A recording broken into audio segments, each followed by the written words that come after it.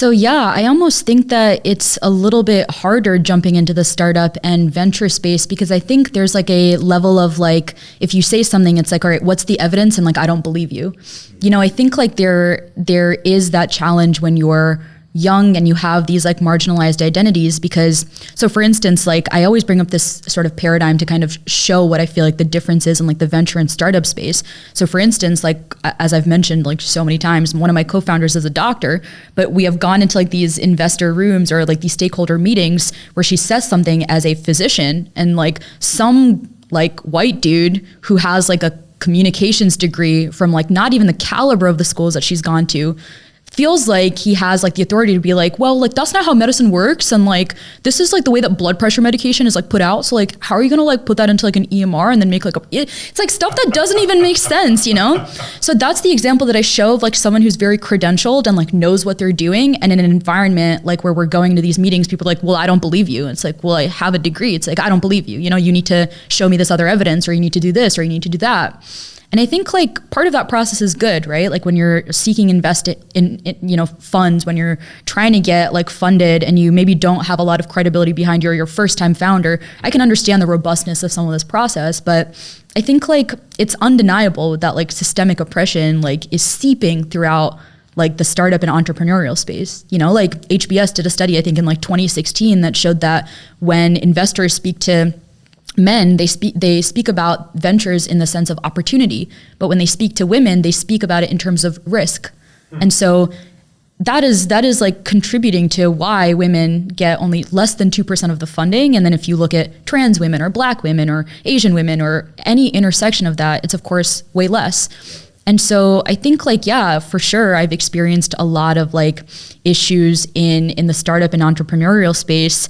And I think this was definitely, you know, shit that I experienced in all aspects of like my degrees, getting my degree, my work experience. And I think like what I've really had to do is kind of take a look inside, because I think like sometimes you don't even realize that a lot of this oppression is also rooted in you because of the systems that we are raised in, right? Yeah. So like I could have a lot of internalized oppression within me. Like I could be racist, I could be sexist, I could be all of these things inside. And I think it's taking a look inside and seeing what sort of work do I have to do so that I then don't have to like propagate this harm on other people. And I can actually do a job of like recognizing like what is harm and what is white supremacy, and what is actually like the mission that's like that I'm working towards with my business. So the first thing that like I did and like my company did is that we got some training, and we started aligning with groups that were actually teaching us about anti-racism, teaching us about accountability in the workplace, teaching us about change management and what that actually looks like, helping us put together a harm and reparation policy. And that group is called MMG, and their CEO, Mackenzie, is now our official advisor.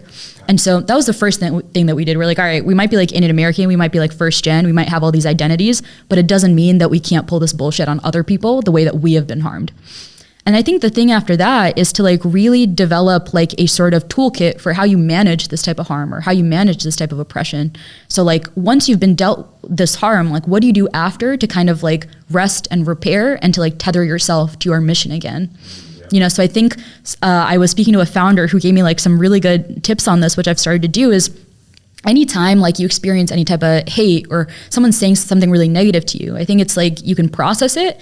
And then I think you can also like coach yourself in the moment. So like there's on my phone, I have a folder that's like all of the wins. You know what I mean? Everything that I've done that's been like sick, like, or anything that's happened that's been positive, I kind of go back in that folder and remind myself, it's like, you know what, like maybe this thing went badly. Maybe someone treated you badly. Maybe like, you know, someone was racist or sexist towards you, but like, here's ways in which you've like broke past that and actually like did something that impacted someone in a positive way.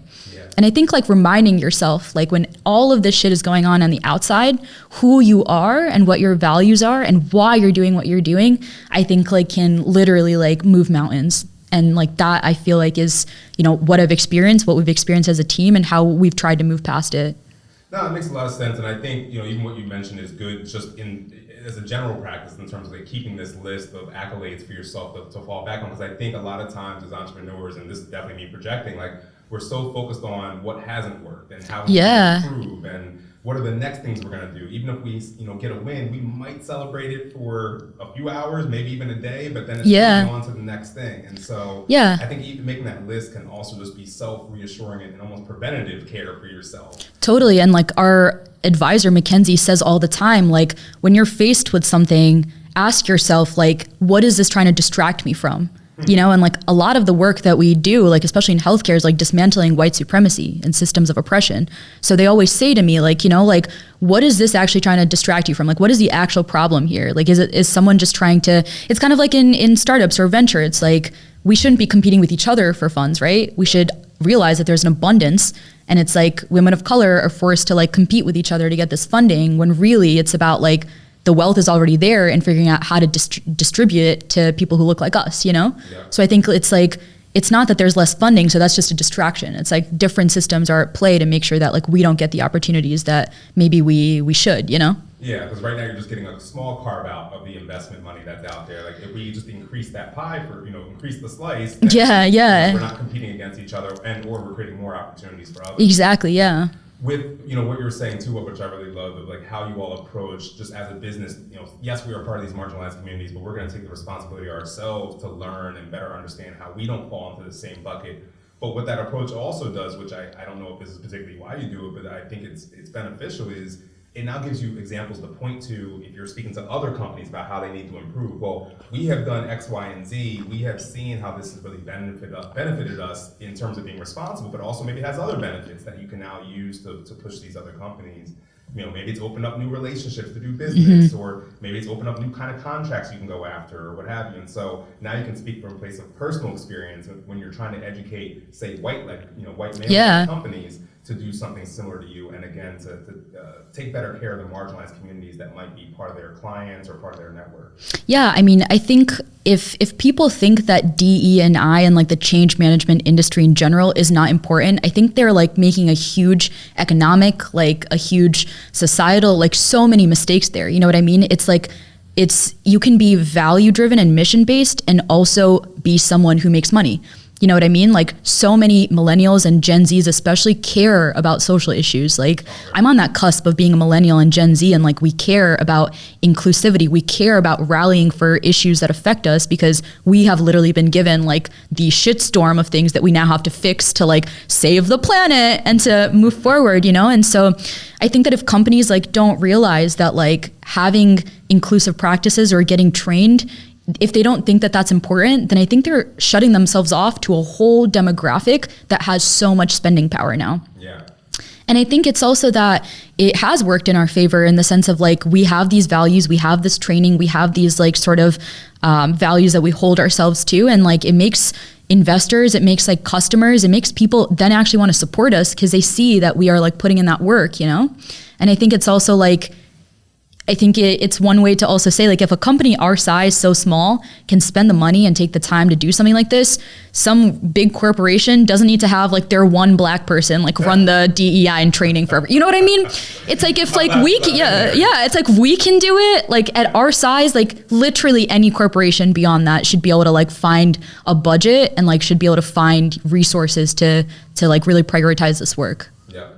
And you mentioned earlier too, like a specific kind of example of you know, your sister being a doctor, someone in the doctor field, explaining doctor type of things, and then obviously someone who has no qualification, just because they are a man and very much probably feel like, you know, she's not qualified to speak on what she's speaking on, to shut that down. In those kind of situations, or maybe even in that specific situation, like how do you address that in the moment, or do you address that in the moment? Yeah, great question. So in the past, I would kind of just like kind of freeze up and like not be sure of what to do, because I think I was really scared of saying anything, and I was really scared about the repercussions because the industry is like very small. Like, as I'm sure you have experienced yourself, like if you meet one founder, it's almost as if that founder knows this other founder, and that founder knows some investor who then knows you too. And so the community is really small, and I think when you have more of a marginalized identity, you're always afraid of like, okay, who am I going to tick off, and then how are they then going to like come after me and my business and maybe talk shit about me and make it harder for me to succeed, you know? And so I think in the beginning I didn't say anything, but like there was this one instance where like we were pitching to a pretty big venture fund, And they just like kept interrupting and hurling questions. And I literally was like, excuse me, folks, like we're gonna stop this right now. So like I like was literally like I was off camera, I was like gripping myself. I was like, girl, you gotta do this, else like they're gonna keep walking over you. And I just like put my foot down. I was like, excuse me, like we're not gonna do this anymore. You keep interrupting and speaking over us, and you're being incredibly disrespectful. And like we have given you our time, so we expect the same from you. And I feel like that was the first time that I really stepped into my power and I said something, and they like listened. And then they like were cowering, because I feel like in a lot of like, I'm sorry to say this, like, you know, for folks who are white and in power, it's like they can give it out, but then when you give it back to them as a person of color or minority, they can't always take it to their face, you know? It's kind of just like, oh, you spoke back to me? Like what? You actually said something back to me, you know? And so like as a co-founder team, like me, Nidhi, like Sid, like we are being more firm about like what is okay and what isn't. And in the moment, it's just like calling it out, being like, hey, like that made me uncomfortable. Or like, hey, like, why did you do that? Hey, could you explain your rationale there? You know, like the other day I was like pitching like an angel investor who recorded my pitch, you know, without my consent, like things like that, you know, that it's like really common in this sort of space. So I think calling out that behavior and being like, hey, that was really inappropriate. Or like, hey, like, please don't ask for my like personal phone number, like if you're not my friend, or you know what I mean? So I think calling out that behavior as it is in a way that's like respectful and courteous, but honors your own boundary is like the only thing that you can do, unless you like really are in a place where people are just then walking over you, you know? But when you do come up against no's for whatever given reason, or maybe sometimes you don't know the reason, like how do you bounce back from those? Especially maybe sometimes thinking in the back of your head of, oh, maybe it's because I'm part of a certain identity, or because they don't truly understand what we're trying to accomplish. Like, how do you push through that and continue to stay motivated to you know, then reach out to others? So I feel like for me personally, like I feel like I try to be really self-aware, again, of my own limitations as someone who's on the autism spectrum. So I feel like there might be one way that I'm perceiving things, but then I've like started to build kind of a supportive community of people that I can really rely on to help me navigate these situations. So for instance, if I get like a big piece of feedback from an investor that's like basically sandwiching a no, I kind of take it to like my community members and be like, hey, like, is this legit feedback, or is this just like bullshit, you know? Yeah. And so in situations like that, they're like, okay, like this is actually like bullshit, and this is probably because they don't believe that you can do this, you know? Like I think like we've been coached so much and have been put through so many different like programs and accelerators that I feel like the no's kind of roll off. So I think it's like for me, I like read or look at a no and I'm like, all right, is the reason because there's something actually wrong with like what we're doing or our approach? Are they experience some sort of risk there? Or is the language just being boiled down to like, we know that this is a problem that you're trying to solve, but we don't think you're the team to do it. And if it's like, we don't think you're the team to do it, then we go back and analyze like, okay, what is it? Like, what is it about the team? Is it that we're really young and maybe don't have a lot of experience? All right, like that's something that we can't help. Like I can't help that. Is it that maybe like I don't know, like, so I feel like, yeah, exactly.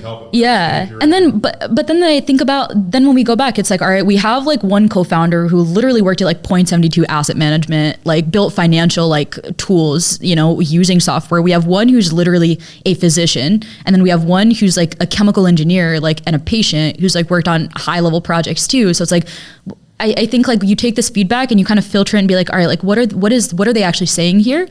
And then kind of figuring out for yourself, like, is this viable feedback? Or again, is this just something that like, they just don't believe in you?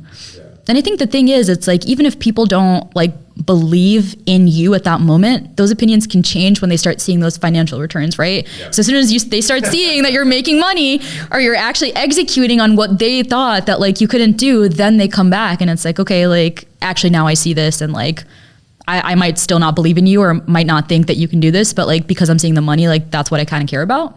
So I think it's just like, you know, just figuring out for yourself, like, again, where your boundaries are, like what you sense and kind of like believing in yourself, but also surrounding yourself with enough of a community to help you, like, to help guide you through these like tricky situations too. Yeah, like, yeah, having that training, I think obviously helps because now you just know like, all right, well, we know our worth and we understand like how to present. And so yeah, always necessarily. It's hard though, like, yeah. I'm talking a big game. I mean, like back in the day, like I would get some of these emails. I'd be like, oh my God, like the business is going to fail. Like we can't do this. And like, hey, like we're here and we're growing and things are okay, you know? So I think like that resilience is really a muscle, you know? Yeah. How has that been in your experience? Like, Oh no, the other thing I was going to say, what you said, which has been beneficial for me, is having that community that you can bounce things off of to say like, okay, here's the message I got back. Like, to you, what does that mean? I'm very much inside this conversation. Exactly. So the way I'm seeing it I may not be thinking of all the angles here. And totally. So for me, that has been helpful because I have family members who are also entrepreneurs and have investment. I have a lot of friends, and that's even part of starting this is because I have so many friends who are entrepreneurs or totally or people trying to get money and for some kind of thing that they're creating. So it's also good knowing how many other other entrepreneurs have been turned down so often. Exactly, so, like, yeah. you know that you're not the only one getting those.